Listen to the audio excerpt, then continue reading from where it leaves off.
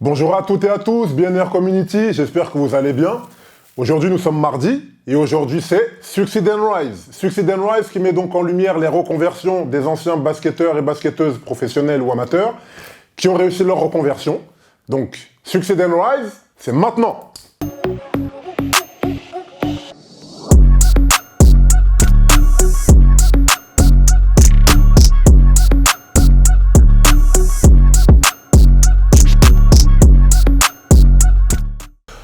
Bonjour à toutes et à tous, j'espère que vous allez bien. Bienvenue BNR Community. Aujourd'hui, Succeed and Rise, votre rendez-vous du mardi. Et on reçoit un invité que je connais un petit peu. Un petit peu, on se connaît ou... Ah, chouïa. Je pense que pour les amateurs d'arts martiaux, vous l'aurez reconnu, Cyril Gane. Alias Bon Gamin. Bon gamin pour les intimes. Salut Cyril, salut gros. Comment tu vas? Ça va, cool. La forme? Ouais, nickel. Bon, nickel. Un ancien basketteur semi-professionnel. Alors toi, c'est... BNR Community, ce gars-là, c'est une énigme. Ancien basketteur semi-professionnel reconverti en combattant. Et pas des moindres, vous allez comprendre pourquoi. Double champion de France de Muay Thai. Tu me dis si je me trompe, hein. Qui suite à ça décide de faire la transition avec le MMA, à la MMA Factory notamment, entraîné par la légende du MMA français Fernand Lopez, qu'il a pris sous son aile et on peut le dire, a taillé le talent brut hein, qu'il est aujourd'hui pour en faire clairement le standard français du MMA. Est-ce qu'on peut dire ça aujourd'hui, Cyril? Ouais, et aujourd'hui, j'assume. Ouais. Je veux être ce porte-drapeau. Voilà. Souvent, on me l'a mis parce que je ne le demandais pas, voilà, exactement. Ouais. Mais c'est vrai qu'aujourd'hui, on est rendu à un stade où ça commence à être très sérieux et je suis conscient de ça et je prends le rôle à bras ouverts. À bras le corps. Ouais, à bras le corps. Exactement. Ça marche. Aujourd'hui, tu es numéro 4 au classement UFC. Ouais, numéro 4 mondial. Numéro 4, BNR Community, quand même. Il y a du beau monde devant. Il y a du beau monde devant. Ça commence à être sérieux, c'est ce que je dis. Très très sérieux. Donc, comment tu le vis ça? Je le vis bien, franchement. T'as capté, on se connaît déjà depuis un bon petit moment. Et à l'époque déjà, j'étais exactement le même qu'aujourd'hui que tu me vois. Tu vois, rien n'a changé. Et comment je le prends?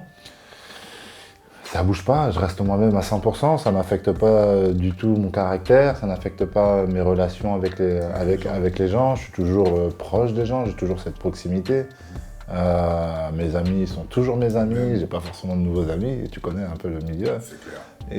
Et non, je suis super content, c'est juste du bonheur, c'est juste du plus, c'est juste de la joie.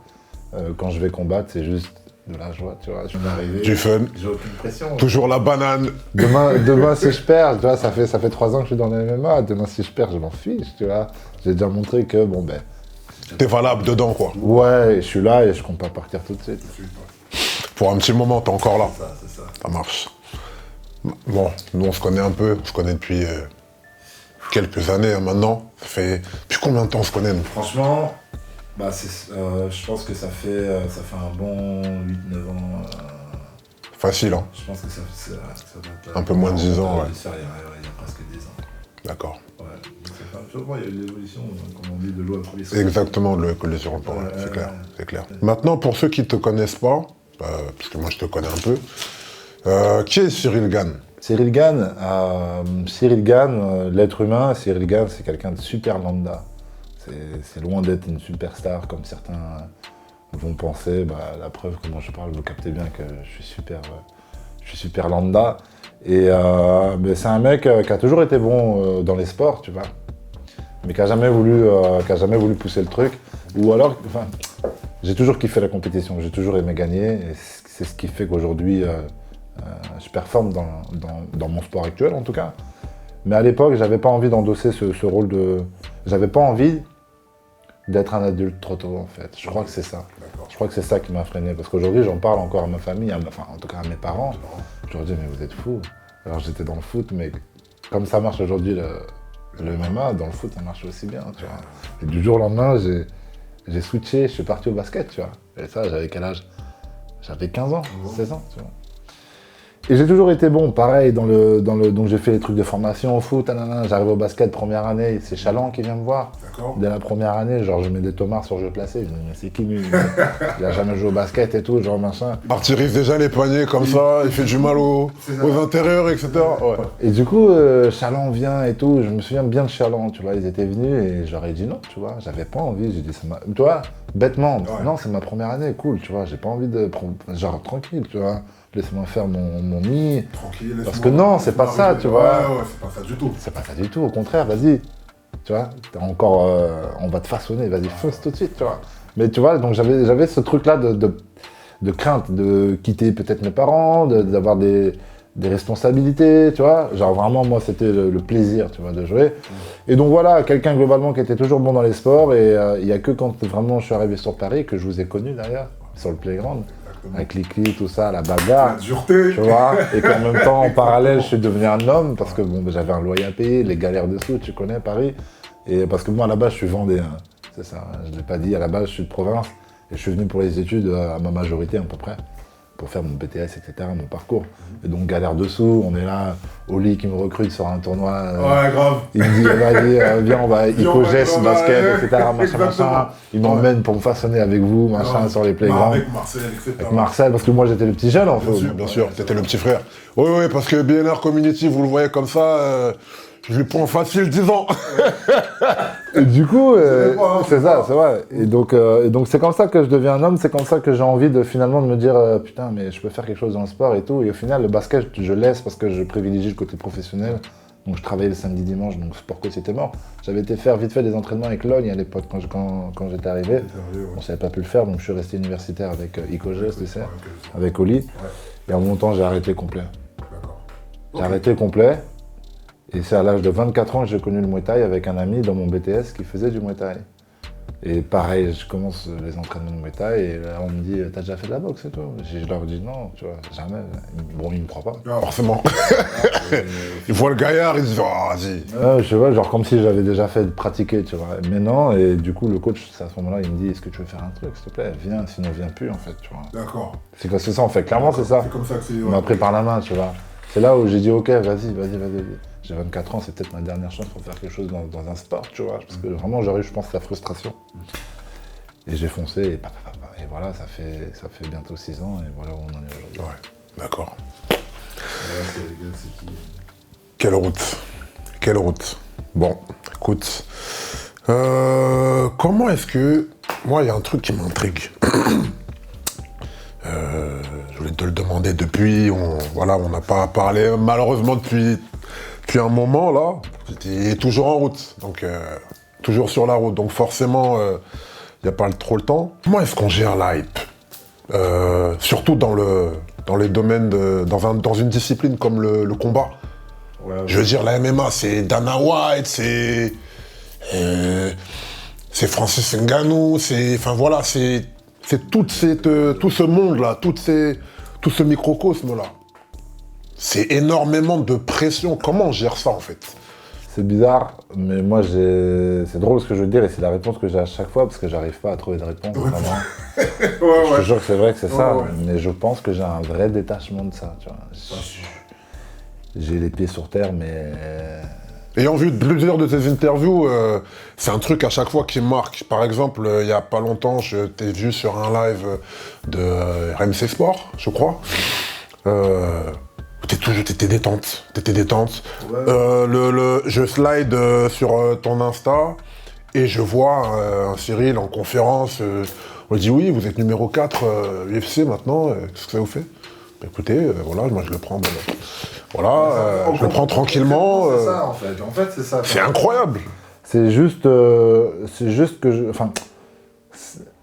c'est un détachement. Franchement, la meilleure explication, c'est ça. J'ai un réel détachement, c'est-à-dire que, bon ben voilà... C'est dans ta nature, en fait.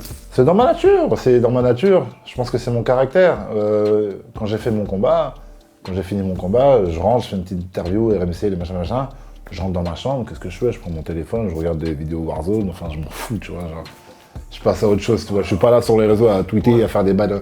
Tu vois, genre vraiment, je suis là en mode tranquille, des petites bières, petit manger avec les gars, tranquille. Le lendemain, je prends l'avion, je rentre, j'ai ma fille, j'ai ma femme, et je retourne à la vie normale, tu vois. Genre, j'ai un réel détachement, je suis vraiment... les fondations, tu vois, comme je viens de dire, ma femme, ma fille, la famille, la sœurette, tu vois, les frangins, les parents, les amis qui sont là depuis toujours, depuis que je suis petit. Enfin, tu sais, c'est ça qui fait que tu peux pas t'envoler, tu peux pas te perdre. Tu peux pas te perdre. À part si tu es vraiment faible, enfin, je sais pas si c'est une faiblesse, mais à part si tu as vraiment envie de t'enjailler ou partir dans des sphères, en tout cas, moi, c'est pas du tout le cas. J'aime beaucoup être sur Terre, je sais pourquoi je fais ce sport-là, ce métier. J'ai une mission, je l'amène à bien, enfin en tout cas comme je peux, et basta. Je sais pourquoi je le fais, c'est pas pour la hype que je le fais, c'est pas pour tout ça que je le fais. Pas du tout. Ça marche. Qu'est-ce que tu as rencontré en fait? Quelles sont les difficultés que tu as rencontrées sur le chemin? Sur le process, sur... on va dire, toi, t'as des habilités, t'as des aptitudes, on va dire, physiques et athlétiques qui sont un peu différentes de la moyenne, on va dire. Mais comment est-ce qu'on s'adapte comme ça d'un sport à l'autre, tu sais? Moi, mon plus gros secret, je pense que c'est l'amour des sports. Je pense sincèrement que l'amour, quand tu aimes un sport, enfin, quand tu aimes les sports, moi j'aime vraiment tous les sports. Tu vas me mettre au, je sais pas, handball, volley, ce que tu veux, tennis, ce que tu veux. Tu vois ce que je veux dire? Et j'ai toujours ce kiff-là de voir les sports, de comprendre, je kiffe ça. Donc pour moi, ça a été une facilité. Quand j'ai découvert ensuite, quand j'ai fait ma transition dans le MMA, et j'ai découvert notamment, parce que je venais du pied-point, donc debout, striking, j'étais à l'aise. C'est tout ce qui était en lutte, sol, grappling, etc. Donc ça, c'était complètement nouveau pour moi. Mais justement, ce bail de recommencer à zéro, là, et de kiffer ce que tu es en train de faire, de commencer à zéro. Et du coup, quand tu commences à zéro, mais t'avales et tu apprends des choses super rapidement, tu vois, et tu arrives à les appliquer tout de suite, tu vois. C'est pas comme si tu étais high level déjà et que tu apprends des choses, c'est dur d'apprendre des nouvelles choses, etc. Là, tu arrives, tu engranges plein de savoirs et tout, tu arrives à reproduire et tout, et c'est un kiff, c'est un double kiff, tu vois, c'est un double kiff. Et je pense que, comme pour tout, quand tu kiffes ce que tu fais, ça devient tout de suite facile en fait. Et c'est ça, c'est exactement ça. Donc ouais, moi je pense que mon secret il est là, tu vois, donc c'est pas facile, c'est frustrant. Des fois t'as eu des phases de... J'étais frustré, frère. Bloqué au sol par des mecs qui font 40 kilos de moins que toi, tu comprends pas comment faire pour sortir, t'es là et tout, on te dit fais ci, fais ça. Je gueule sur mon coach, carrément, moi qui gueule jamais. Je dis, mais j'y arrive pas. Genre, moi, j'y arrive pas, frère, je suis bloqué. Et donc du coup, ouais, c'est ce petit passage-là de frustration, mais aujourd'hui, tu vois, après 2-3 ans, je m'en sors superbement bien, donc c'est cool. Nickel. Fernand, je sais que vous avez une relation très grand frère, petit frère. Qu'est-ce qui t'apporte au-delà de l'aspect entraîneur, coach? Moi, ce qui m'a apporté au début de notre rencontre, en tout cas, c'est que c'est vrai que quand j'étais dans le Muay Thai, j'étais dans un club amateur. Okay. Et je suis passé à un club, donc, du coup, on va dire pro. Concrètement, c'est vraiment, voilà, quand je suis passé au MMA Factory, on m'a mis un nutritionniste, on m'a mis un préparateur physique, préparateur mental. Donc voilà, t'as tout ça en fait, si tu veux. J'ai les clés du gym, si je dois venir à minuit, je viens à minuit, tu vois ce que je veux dire. C'est pas un truc de la ville, c'est nous, on a les clés, c'est notre gym, ils payent le loyer, bref. Donc ce côté un peu professionnel, tu vois. Cette approche très professionnelle, et puis tu connais Fernand Lopez, c'est une encyclopédie de dans tous les secteurs, frère. Dans tous les secteurs, c'est une encyclopédie. Très grosse tête. Très grosse tête. Et en fait, il m'a apporté du coup ce côté un peu déjà archi professionnel et ce côté un peu rassurant en fait. Ce côté rassurant en mode bon, le boug il sait ce qu'il fait. Il y a une discussion sur X n'importe quel sujet, de la médecine, de la politique, ce que tu veux. Bon, il te laisse parler, il va discuter, il va te poser des trucs, il va dire bon, les gars, il connaît tout en fait. Et donc du coup, c'est une personne, archi cultivée, donc c'est une personne qui est très rassurante en fait. Tu sais, quand il m'a embarqué tout de suite dans des événements, tu sais, où tu peux avoir peur, le stress des gros événements, des machins, je sais que je vais rouler avec un mec qui connaît, tu vois, qui est opérationnel, qui est, tu vois. Donc je pense que c'est inconsciemment c'est quelque chose qui rassure et puis il a ce rôle de grand frère aussi de toujours vouloir consoler, toujours vouloir prendre soin de toi, etc. Donc voilà. Voilà ce qu'il sait pour moi Fernand Lopez. Donc c'est un ami, c'est un grand frère, c'est un pote aussi, c'est un vrai pote, tu vois, on parle de tout, genre on rigole de tout. Donc non, c'est très complet. Ouais, on voit souvent quand tu lui mets dessus et qu'il est en tenue et que tu lui mets des cuisseaux. Et là, il dit ah bon, vas-y, mon petit, ça va. Viens en 10 minutes là.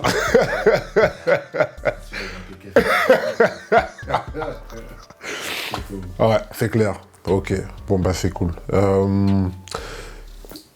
Question, on va mettre la partie MMA de côté.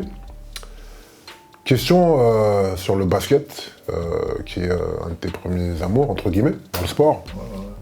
Est-ce que tu suis un peu? Non, ça a toujours été mon défaut. Ça a toujours été mon défaut, ça. C'est pas forcément le basket, hein. Ça a été quand j'ai commencé déjà tous les sports. Okay. Tous les sports que j'ai pratiqués. T'es pas quelqu'un forcément qui se renseigne. Non. D'accord. Tu pratiques, Je kiffe, je pratique, j'ai pas. Mais c'est vraiment paradoxal parce que du coup, je suis un mec qui pratique de ouf le sport et tout, mais encore une fois, c'est sur moi. Je kiffe moi pratiquer, tu vois. Ouais. Je suis pas le mec qui va être. Moi, je jouais au foot, frère, quand j'étais jeune. On me demandait contre qui je jouais le week-end, mais le basket aussi, hein, je savais pas. Tu me dis, tu joues contre qui ce week-end? Je sais pas, le tu là, tu l'affrontes et voilà. Tu vois ce que je veux dire? Genre, c'est quelle équipe vous allez affronter? Et basket, quand je me suis au basket, c'était pareil. Je dis, je sais plus, je crois que c'est Angers, je sais plus, mais c'est en déplacement. Je dis, je suis trop. J'ai toujours été un peu ce mec-là, un peu encore détaché, tu vois ce que je veux dire? Encore une fois. Archi détaché, tu vois. Et en fait, tu vois, c'est ça, c'est exactement ça. Archi détaché. Et donc, c'était quoi ta question? La question c'était. Du basket. Du coup, ouais, qu'est-ce que tu penses des talents Est-ce que je suis le basket en vrai de vrai? Pas trop. Voilà. Est-ce que tu suis alors? Est-ce que tu suis le basket? Pour aller sur cette question-là, qu'est-ce que tu suis? Qu'est-ce que tu penses de la nouvelle génération, Matt? Je sais, là, ça upgrade tout le temps, frère, que ce soit dans le basket ou dans les autres sports, tu vois. Genre l'athlète, les techniques d'entraînement, le savoir sur l'athlète, sur tout ce qu'il y a autour, ça augmente. Donc bien évidemment ça augmente, on voit bien même sur les réseaux, t'as des trucs, bon, t'es dépassé. T'es pas mûr sur les réseaux. T'es toujours dépassé par ce qui se passe en fait, et tu dis mais c'est des hommes et c'est toujours plus, c'était toujours plus. Donc ouais, indéniablement c'est clair que ça évolue salement et en France je sais que ça évolue aussi salement. Je vois un peu les petits jeunes etc. par contact, les petits frères d'Inde. Oui bien sûr. Comme ça même dans le foot. Les signatures, les ceci, les cela. Et donc ouais, non mais ça c'est. Et même dans le MMA, tu vois. Même dans le MMA, on a un retard entre le vivier de sportifs qu'on a en France et ce que le pays nous redonne en termes d'image. Je sais pas si tu captes ce que je veux dire. Okay. La France en fait, on met pas assez en valeur les sportifs en fait, tout simplement. Et moi je le ressens encore plus dans les sports de combat, encore plus dans les sports de combat, c'est violent. Le sport, moi, il vient tout juste d'être légalisé cette année, mon sport, le MMA, tu vois ce que je veux dire. Et t'as un vivier de combattants français déjà, qui attendent que ça, de percer, tu vois. Et donc du coup, il n'y a pas de moyens qui sont mis en œuvre pour eux et tout. Et donc on est un petit peu en retard, et donc c'est un peu comme ça dans tous les sports, tu vois ce que je veux dire. Mais bon, je pense que ça va, j'espère en tout cas que ça va évoluer. J'espère. J'espère que... C'est pas forcément... On n'est pas un pays, malheureusement, où... Mais même s'il y a des efforts, ça pousse, tu vois. Même dans le basket, ça pousse.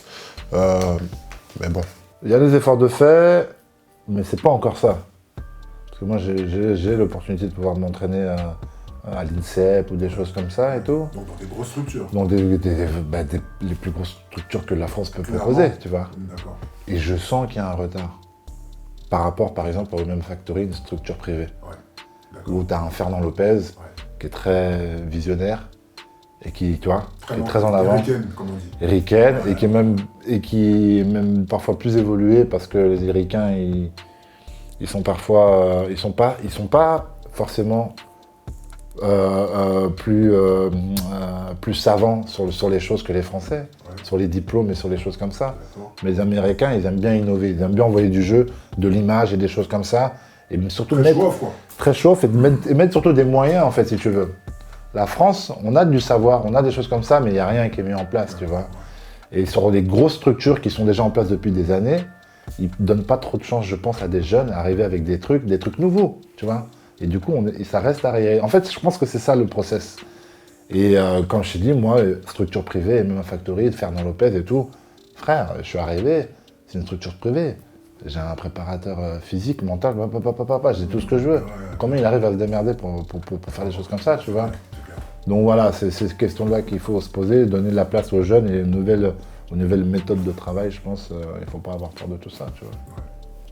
Bah du coup, pour corroborer ce propos-là, quel axe d'amélioration est-ce que tu verrais, toi, dans la mise en valeur, la mise en lumière des jeunes dans le basket et dans le combat, dans le MMA. Dans le MMA notamment. Qu'est-ce que je mettrais en œuvre? Bah déjà, je pense que ça revient au même. Je pense que c'est les bails de structure. Je pense que c'est l'investissement mis dans les structures, dans les fondations pour pouvoir former les jeunes. Je pense que c'est ça qui manque, le suivi et des choses comme ça. Donc après, il y a plein de petits trucs parallèles, il y a plein de leviers. Encore une fois, c'est la médiatisation aussi qui dicte un peu le truc. Quand je parle médiatisation, je parle argent. Tu vois ce que je veux dire?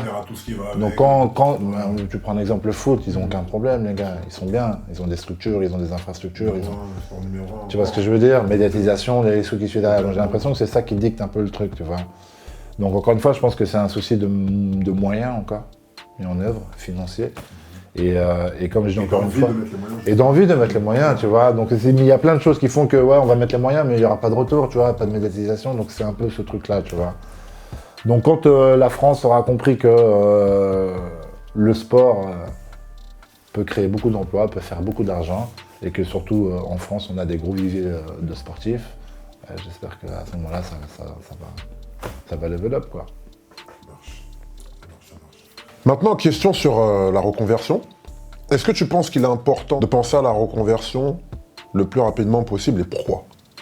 Bien sûr que c'est super important, bien sûr que c'est super important. Moi, je ne me suis pas trop posé la question parce que j'ai commencé mon parcours pro, en tout cas sportif, à 24 ans. Donc j'ai eu le temps de faire mes études avant, BTS MUC, etc.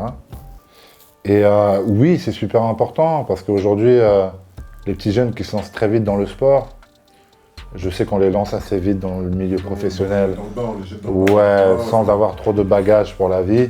Et comme on dit, personnellement, j'ai vu mon frère arrêter le basket à l'âge de 17 ans. Et pourtant, il était en cadet France, basket. Et donc, l'équipe de France, basket cadet. Ah ouais, tu vois. Moi, j'ai mon frère et ma soeur qui sont. Ta soeur, je sais. Le basket. Et donc, mon frangin était très chaud. Ah oui. Bah, il a fait son parcours à l'Hermine de Nantes et tout. Mais non. Ouais. Je savais pas du tout. Si, mon frangin, après, c'est années 83, lui. En plus, 82, moi. David Gann. D'accord. David Gann à l'Hermine de Nantes, etc. Il a arrêté au moment où il allait passer son bac, où c'était la reprise, justement, des entraînements d'été, tu vois. Ok. Il faisait des petits matchs amicaux contre les seniors, tu sais, ils font souvent ça. Bien sûr. Ils montent au panier, lay-up, jumper, sa mère, enfin, athlétique de ouf. Un peu moins grand que moi, mais genre départ arrêté, genre machine les gars. Il monte, on lui rentre, hop, il va descendre, ça plie dans l'autre sens. Boum. Complet. Donc 6 mois d'arrêt, ça a pété, ça a machiné, etc. Je me souviens, mes parents étaient partis en pleine nuit pour faire la route jusqu'à Nantes et tout, je me souviens. Et je sais pas, mon frère, lui, il a eu l'intelligence de dire, bon, tu vois, ça peut s'arrêter du jour au lendemain. Vas-y, viens, je fais un peu dans le cursus, tu vois, des études. Et mon frère, c'est une grosse tête. Donc il a fait ses études, et aujourd'hui il se retrouve au State, dans le gros job et tout, etc. Tu vois. Donc il a vraiment laissé le basket pour le coup. Pourtant il avait un bel avenir, vraiment. Lui, le basket, c'était vraiment... Moi j'ai grandi avec une chambre, c'était rempli de posters. T'avais Jordan en grandeur nature, t'avais pas un coin de mur. Tu vois ce que je veux dire? Pas un millimètre. Il n'y avait pas un millimètre et tout. Donc au final, j'ai grandi dans cette ambiance-là. Ma sœur aussi a suivi derrière. Ma sœur a joué avec la nationale aussi, des féminines de La Roche-sur-Yon. De La Roche-sur-Yon, etc. Donc non, j'ai eu ce côté basket. Et donc ouais, pour revenir à ça, une blessure est très vite arrivée. Une blessure est très très vite arrivée. Et je pense qu'un sportif, en tout cas un jeune sportif, à qui on a mis beaucoup d'étoiles dans les yeux, tu vois, en mode tu vas voir, tu vas arriver à ce niveau-là, t'es super chaud, tu gagnes tous les tournois, t'es toujours toi le premier, c'est déjà en gros un. Et qu'un jour il se blesse et qu'on lui dit ah frère, ça va être dur de revenir dans le basket. Est-ce que tu imagines un peu l'état du gamin, tu vois? Clair. Tu vois, si tu le prépares pas, ne serait-ce que préparer un enfant à ça. Bien sûr, psychologiquement. Je dis enfant, mais même un adulte, hein. Même un C'est adulte. pas faux. Tu vois ce que je veux dire? C'est pas faux. Et donc c'est très important d'inculquer ça aux jeunes et de leur dire fais pas de bêtises. Prends le temps aussi d'avoir des valises pour la vie pour plus tard, tu vois ce que je veux dire, et d'avoir des bagages. Et ouais, donc c'est super important pour une reconversion, puis même pour l'après-carrière et même pour le développement personnel juste de l'être humain, tu vois. Savoir parler, savoir réfléchir, savoir prendre des décisions soi-même, etc. Tu vois, beaucoup de sportifs, depuis jeunes, ils sont tenus par la main, ils savent pas signer un truc, ils savent pas comment la vie se passe, tu vois. Je te parle même pas des footeux, tu vois ce que je veux dire. Genre avec des sommes, tu vois ce que je veux dire. Donc voilà, donc tout ça fait que ouais, c'est super important et donc oui aussi également pour la reconversion. Alors, on arrive au terme de l'entretien. Donc, moi... C'est bon. Ah, nickel. Validé à 100%. Demain, 9h du mat demain. Est-ce que tu aurais un dernier mot à dire à la nouvelle génération? Pour les jeunes sportifs qui aimeraient devenir professionnels dans le basket, et si toutefois, comme toi, c'est des surdoués du sport, qu'est-ce que tu aurais à dire à un jeune ou une jeune, parce qu'il ne faut pas oublier les femmes, hein, bien sûr, qui sont tout aussi valables que nous, que les hommes. Qu'est-ce que tu auras à dire à un jeune ou une jeune combattante, future combattante, qui aimerait se lancer pro dans le sport. Ouais, exactement. Peu importe le sport. Et je dirais même pas uniquement dans les sports en fait. C'est un message juste pour l'être humain en soi. Toi, t'es très spirituel, toi. Ouais, je sais. Non, même pas. Je te jure, je suis pas quelqu'un de très spirituel. Je suis juste archi conscient de la vie de tous les jours. Je suis pas dans le, tu vois. Ils disent les Américains le common sense. Tu vois, exactement. Genre, juste mets du sens à ta vie. J'ai vu, d'ailleurs, ça me rappelle une petite vidéo que j'ai vue qui a tourné là ces derniers jours. Aujourd'hui même, je crois, de Jean-Claude Van Damme qui disait la plupart des. Tu l'as vu? Non, mais je sais que ça va. Non, ça va. Non. Vraiment, pour le coup, tu vois, ça m'a vraiment. Parce que je sais qu'il touché. Il pousse des fois, c'est dur à le suivre des fois. Mais il y a de l'idée. Là, il disait tout simplement que la plupart des gens ne se connaissent pas. Tout simplement, les gens ne se connaissent pas. Et si les gens prenaient le temps d'apprendre à se connaître, ils arriveraient à comprendre dans quoi ils sont bons, dans quoi ils sont pas bons. Grosso modo, c'est ce qu'il disait. Et du coup, à aimer ce qu'ils vont faire plus tard dans la vie et à faire des choix et à aimer tout simplement leur vie, en fait, tout simplement. Les gens ne se connaissent pas. Et aujourd'hui, c'est peut-être aussi un peu ça le message que je pourrais passer. Genre, prenez le temps et soyez sincère avec vous-même. Bon, là, en l'occurrence, on parle pour un jeune sportif qui a du potentiel. Il a le potentiel, donc très bien, fonce. Et le deuxième message, c'est fonce et surtout, crois en toi et confiance en toi parce qu'on est capable de tout faire sur cette planète. Et comme, encore une fois, c'est pas que dans les sports, hein, c'est pour tout. Tout est possible. La plupart du temps, c'est pour mettre sa vie à l'abri, pour mettre ses gens à l'abri, sa famille, etc. Aujourd'hui, si je veux créer une marque de stylo ou de ciseaux, frère, une fabrication de ciseaux, une usine, je peux devenir riche avec ça. Tu vois ce que je veux dire? C'est bête, mais tu peux faire de l'argent avec tout aujourd'hui. Et en fait, si tu veux, C'est vrai, c'est pas faux. c'est la société d'aujourd'hui, depuis des années d'ailleurs, qui nous inculque ça, qu'il faut passer par un cursus pour faire de l'argent, qu'il faut passer par là, des études et des malins. Faux, ça c'est complètement faux. Exactement, qu'il faut faire le commerce, bac pro commerce, moi c'est ce que j'ai fait, tu sais pas quoi faire, t'inquiète pas, le BEP, tu parles bien avec les gens, c'est BEP commerce.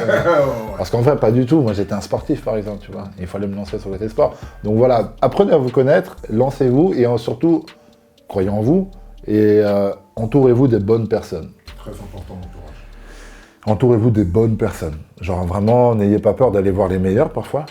Genre moi personnellement, si j'avais eu le choix, bon moi ça s'est fait par inadvertance, c'était vraiment le pur hasard, mais aujourd'hui je sais que pour un gars, un combattant, par exemple, je m'adresse à un combattant, si vous cherchez à vraiment à devenir pro, à vous améliorer, etc. Bon maintenant il commence à pousser plusieurs petites gyms en France qui sont pas mal. Je ne vais pas les citer, notamment sur Paris, il y en a plusieurs. Mais voilà, allez voir. Se professionnalise. Ouais, il y a, je sais plus, NR Fight, Hobby Fight, des choses comme ça où c'est quand même assez solide, etc. Bref. allez vers ces clubs-là, allez vers ces clubs pro. N'hésitez pas à demander conseil, à vous entourer des meilleurs, tout simplement. Croyez en vous, foncez et entourez-vous des meilleurs. Ce sera le mot de la fin. Merci beaucoup, BNR Community. Prochain rendez-vous mardi prochain, Succeed and Rise. Restez connectés et merci pour le soutien. Merci beaucoup, Cyril. Merci à vous, merci pour le taf que tu fais, que vous faites. C'est cool de mettre ces choses en avant et surtout véhiculer des bons messages.